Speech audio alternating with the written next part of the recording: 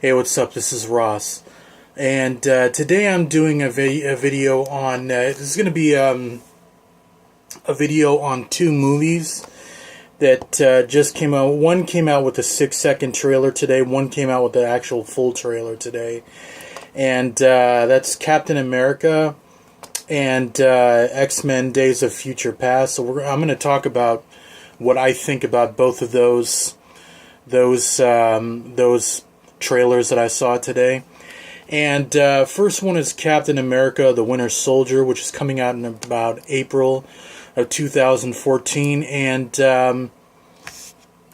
from what I saw from the trailer, it looks like, it looks pretty much like what I figured it was going to be on the basis of what Captain America is going to have to go through.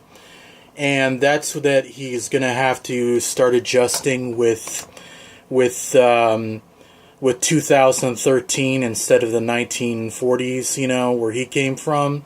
So, because there's a part in there, well, let's start out with the fact that he's working with the Black Widow and Agent Romanov, and he's working. It looks like he's working with her very closely, and it looks like, to me, it looks like him and Agent Nick Fury are kind of like, they're kind of at odds at what Captain America expects his job to be, I guess.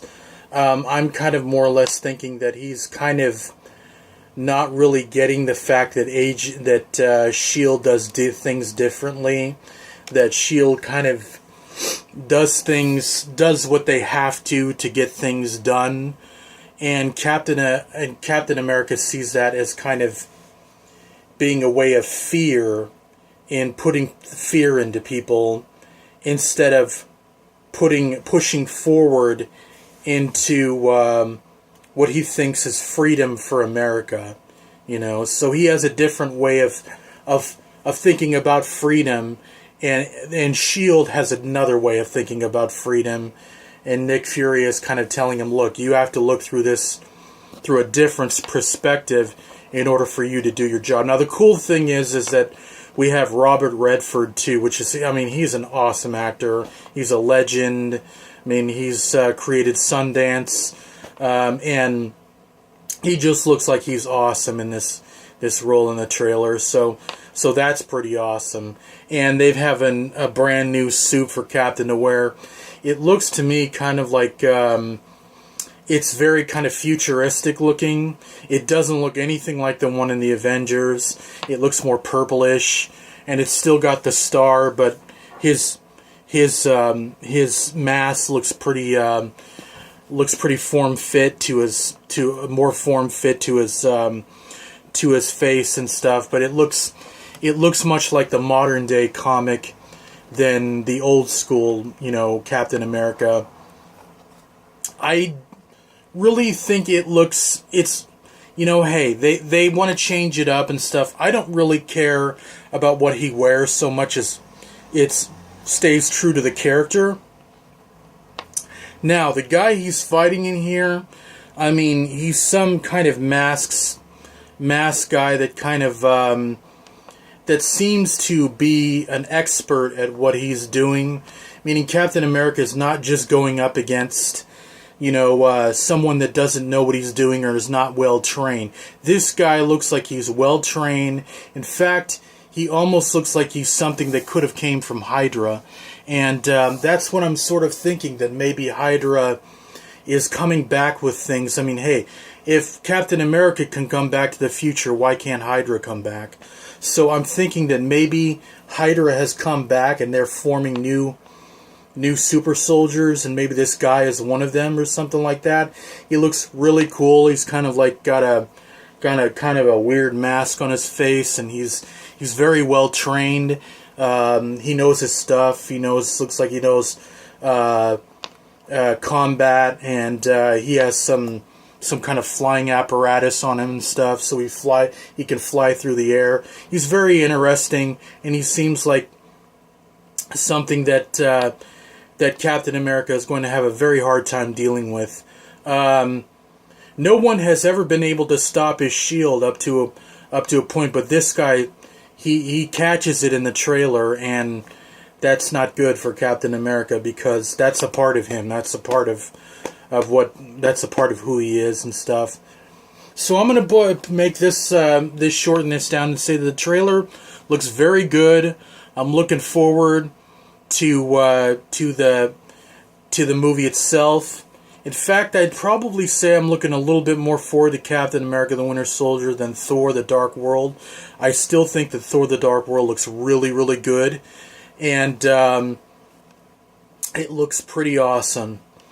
And that's coming out in April of 2014. I do not know when the date is, but you'll have to look it up. So, anyways, let's go on to X-Men Days of Future Past. Now, 20th Century Fox only came out with only 6 seconds of what it looks to be the biggest X-Men movie ever made. This movie has a cast that rivals Superman the movie. Now, we see 6 seconds of the Beast. We see Xavier and Magneto working together. It looks like they're together in one scene. So, and they're looking at something. We see Wolverine going back in time, and we see the younger Xavier played by James McAvoy, and the older the younger Magneto played by Michael Fassbender. We see him in a few scenes. We see Storm, and we also see some scenes of the new look for Mystique, who's played by Jennifer Lawrence, and I heard that she didn't have to go through the hell that she had to go through putting on her costume and stuff like that. It fits form to her body, so it looks different and it looks much more simpler. And but she's been through a lot more. I mean, she's won an Academy Award, and she's been through a lot, so they're lucky to have her again. The cast is absolutely phenomenal. I mean, this has the best cast I have ever seen for a comic book movie, hands down. It has Patrick Stewart, it has James McAvoy, it has Michael Fassbender, it has Ian McKellen, it has Jennifer Lawrence, it has Halle Berry. I mean, you could just go on and on and on. It has, Peter Dinklage, you can go on and on and on. This has, like I said, this has a cast to rival Superman the movie. I am so excited that they're finally getting to the X-Men again. They're finally making, another X-Men movie. I'm just excited about that. I'm just excited about the fact that they're making another X-Men movie.